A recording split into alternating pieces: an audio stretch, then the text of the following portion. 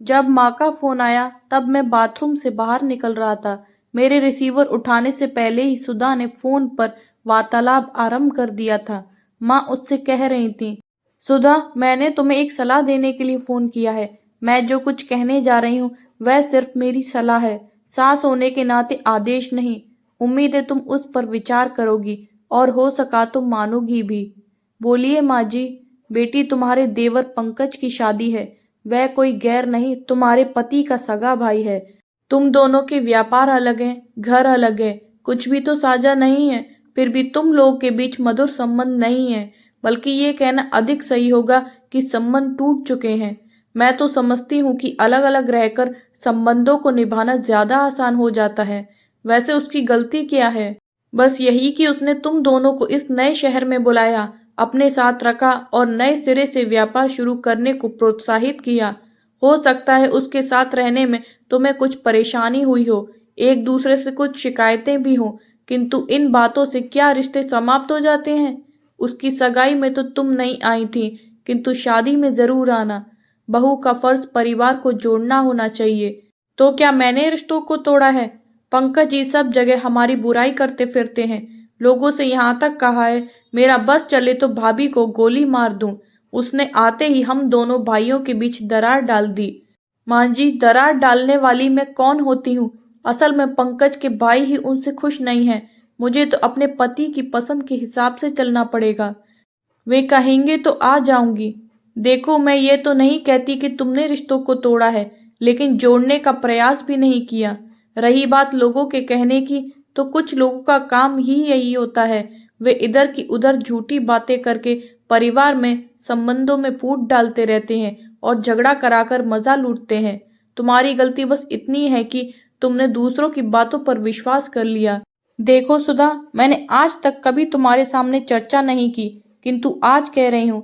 तुम्हारी शादी के बाद कई लोगों ने हमसे कहा, आप कैसी लड़की को बहू बनाकर ले आए। इसने अपनी भाभी को चैन से नहीं जीने दिया, बहुत सताया। अपनी भाभी की हत्या के सिलसिले में इसका नाम भी पुलिस में दर्ज था। कुंवारी लड़की है, शादी में दिक्कत आएगी, यही सोचकर रिश्वत खिलाकर उसका नाम घर वालों ने उस केस से निकलवाया है। अगर शादी से पहले हमें यह समाचार मिलता तो शायद हम सच्चाई जानने के लिए प्रयास भी करते, लेकिन तब तक तुम बहू बनकर हमारे घर आ चुकी थी। कहने वालों को हमने फटकार कर भगा दिया था। यह सब बताकर मैं तुम्हें दुखी नहीं करना चाहती, बल्कि कहना ये चाहती हूँ कि आंखें बंद करके लोगों की बातों पर विश्वास नहीं करना चाहिए। खैर, मैंने तुम्हें शादी में आने की सलाह देने के लिए फोन किया है। मानना ना मानना तुम्हारी मर्जी पर निर्भर करता है। इतना कहकर माँ ने फोन काट दिया था। माँ ने कई बार मुझे भी समझाने की कोशिश की थी, किंतु मैंने उनकी पूरी बात कभी नहीं सुनी, बल्कि उन पर यही दोषारोपण करता रहा कि वह मुझसे ज्यादा पंकज को प्यार करती हैं। इसलिए उन्हें मेरा ही दोष नजर आता है, पंकज का नहीं। इस पर वे हमेशा यहाँ से रोती हुई ही लौटती थी। लेकिन सच्चाई तो यह थी कि मैं खुद भी पंकज के खिलाफ था, हमेशा दूसरों की बातों पर विश्वास करता रहा। इस तरह हम दोनों भाइयों के बीच खाई चौड़ी होती चली गई। लेकिन फोन पर की गई माँ की बातें सुनकर कुछ हद तक उनसे सहमत भी हुआ। माँ यहाँ नहीं रहती थी, शादी की वजह से ही पंकज के पास उनके घर आई हुई थी। वे हम दोनों भाइयों के बीच अच्छे संबंध न होने की वजह से बहुत दुखी रहती, इसलिए यहाँ बहुत कम ही आती। लोग सही कहते हैं, अधिकतर पति पारिवारिक रिश्तों को निभाने के मामले में पत्नी पर निर्भर हो जाते हैं, उसकी नजरों से ही अपने रिश्तों का मूल्यांकन करने लगते हैं। शायद यही वजह है पुरुष अपने माता पिता, भाई बहनों आदि से दूर हो जाते हैं और ससुराल वालों के नजदीक हो जाते हैं। दूसरे शब्दों में यूं भी कहा जा सकता है कि महिलाएं पुरुषों की तुलना में अपने रक्त संबंधों के प्रति अधिकतर वफादार होती हैं, इसलिए अपने मायके वालों से उनके संबंध मधुर बने रहते हैं। बल्कि कड़ी बनकर वे पतियों को भी अपने परिवार से जोड़ने का प्रयास करती रहती हैं। वैसे पुरुष का अपनी ससुराल से जुड़ना गलत नहीं है, गलत तो यह है कि पुरुष रिश्तों में संतुलन नहीं रख पाते। वे नए परिवार से तो जुड़ते हैं, किंतु धीरे धीरे अपने परिवार से दूर होते चले जाते हैं। भाई भाई में, भाई बहनों में कहा सुनी कहाँ नहीं होती, लेकिन इसका मतलब यह तो नहीं होता कि संबंध समाप्त कर लिए जाएं। मेरे साथ यही हुआ। जाने अनजाने में पंकज से ही नहीं, अपने परिवार के अन्य सदस्यों से भी दूर होता चला गया। सही मायने में देखा जाए तो संपन्नता व कामयाबी के जिस शिखर पर बैठकर मैं व मेरी पत्नी गर्व महसूस कर रहे थे, उसकी जमीन मेरे लिए पंकज ने ही तैयार की थी। उसके पूर्ण सहयोग व प्रोत्साहन के बिना अपनी पत्नी के साथ मैं इस अजनबी शहर में आने व अल्प पूंजी से नए सिरे से व्यवसाय शुरू करने की बात सोच भी नहीं सकता था। उसका आभार मानने के बदले मैंने उस रिश्ते को दफन कर दिया। मेरी उन्नति में मेरी ससुराल वालों का 1% भी योगदान नहीं था, किंतु धीरे धीरे वही मेरे नजदीक होते गए। दोष सुधा का नहीं, मेरा था। मैं ही अपने निकटतम रिश्तों के प्रति ईमानदार नहीं रहा। जब मैंने ही उनके प्रति उपेक्षा का भाव अपनाया तो मेरी पत्नी सुधा भला उन रिश्तों की कद्र क्यों करती। समाज के साथ रहने वाले मित्र, पड़ोसी, परिचित सब हमारे हिसाब से नहीं चलते। हम में मतभेद भी होते हैं, एक दूसरे के नाखुश भी होते हैं, आगे पीछे एक दूसरे की आलोचना भी करते हैं, लेकिन फिर भी संबंधों का निर्वाह करते हैं, उनके दुख सुख में शामिल होते हैं। फिर अपनों के प्रति हम इतने कठोर क्यों हो जाते हैं? उनकी जरा जरा सी त्रुटियों को बढ़ा चढ़ाकर क्यों देखते हैं? कुछ बातों को नजरअंदाज क्यों नहीं कर पाते? तिल का ताड़ क्यों बना देते हैं? मैं सोचने लगा, पंकज मेरा सगा भाई है। यदि जाने अनजाने उसने कुछ गलत किया या कहा भी है तो आपस में मिल बैठकर मतभेद मिटाने का प्रयास भी तो कर सकते थे। गलत फहमियों को दूर करने के बदले हम रिश्तों को समाप्त करने के लिए कमर कस लें, यह तो समझदारी नहीं है। असलियत तो यह है कि कुछ शातिर लोगों ने दोस्ती का ढोंग रचाते हुए हमें एक दूसरे के विरुद्ध भड़काया, हमारे बीच की खाई को गहरा किया। हमारी नासमझी की वजह से वे अपनी कोशिश में कामयाब भी रहे, क्योंकि हमने अपनों की तुलना में गैरों पर विश्वास किया। मैंने निर्णय कर लिया कि अपने फैसले मैं खुद लूंगा। पंकज की शादी में सुधा जाए या न जाए, किंतु मैं समय पर पहुंचकर भाई का फर्ज निभाऊंगा। उसकी सगाई में भी सुधा की वजह से ही मैं तब पहुंचा जब प्रोग्राम समाप्त हो चुका था। सगाई वाले दिन मैं जल्दी ही दुकान बंद करके घर आ रहा था, लेकिन सुधा ने कलह शुरू कर दिया था। वह पंकज के प्रति शिकायतों का पुराना पुलिंदा खोल कर बैठ गई थी। उसने मेरा मूड इतना खराब कर दिया था कि जाने का उत्साह ही ठंडा पड़ गया। मैं बिस्तर पर पड़ा पड़ा सो गया था। जब नींद खुली तो रात के 10 बज रहे थे। मन अंदर से कहीं कचोट रहा था कि तेरे सगे भाई की सगाई है और तू यहाँ घर में पड़ा है। फिर मैं बिना कुछ विचार किए देर से ही सही पंकज के घर चला गया था। मानव का स्वभाव है कि अपनी गलती ना मानकर दोष दूसरे के सिर पर मढ़ देता है, जैसे कि वह दोष मैंने सुधा के सिर पर मढ़ दिया। ठीक है, सुधा ने मुझे रोकने का प्रयास अवश्य किया था, किंतु मेरे पैरों में बेड़ी तो नहीं डाली थी। दोषी मैं ही था। वह तो दूसरे घर से आई थी। नए रिश्तों में एकदम से लगाव नहीं होता। मुझे ही कड़ी बनकर उसको अपने परिवार से जोड़ना चाहिए था, जैसे उसने मुझे अपने परिवार से जोड़ लिया था। सुधा की सिसकियों की आवाज से मेरा ध्यान भंग हुआ। वह बाहर वाले कमरे में थी। उसे मालूम नहीं था कि मैं नहाकर बाहर आ चुका हूँ और फोन की पैरेलल लाइन पर माँ व उसकी पूरी बातें सुन चुका हूँ। मैं सहजता से बाहर गया और उससे पूछा, सुधा, रो क्यों रही हो? मुझे रुलाने का ठेका तो तुम्हारे घर वालों ने ले रखा है। अभी आपकी माँ का फोन आया था। आपको तो पता है ना, मेरी भाभी ने आत्महत्या की थी। आपकी माँ ने आरोप लगाया है कि भाभी की हत्या की साजिश में मैं भी शामिल थी। कहकर वह जोर से रोने लगी। बस यही आरोप लगाने के लिए उन्होंने फोन किया था। उनके हिसाब से मैंने रिश्तों को तोड़ा है, फिर भी वे चाहती हैं कि मैं पंकज की शादी में जाऊं। मैं इस शादी में हरगिज नहीं जाऊंगी। यह मेरा अंतिम फैसला है।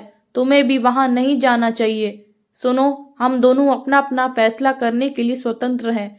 मैं चाहते हुए भी तुम्हें पंकज के यहाँ चलने के लिए बाध्य नहीं करना चाहता, किंतु अपना निर्णय लेने के लिए मैं स्वतंत्र हूँ। मुझे तुम्हारी सलाह नहीं चाहिए।